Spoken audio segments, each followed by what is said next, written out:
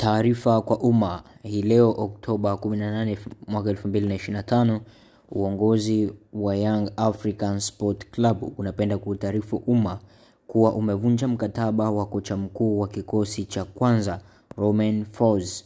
Uongozi wa Young Africans unamshukuru kocha Romain Folz kwa mchango wake ndani ya klabu yetu na unamtakia kila laheri katika majukumu yake yanayofuata. Katika kipindi hichi kikosi chetu kitakuwa chini ya kocha msaidizi Patrick Mabedi, huku mchakato kutafuta kocha mkuu ukiendelea. Imetolewa na idara ya habari na mawasiliano ya Young African Sport Club.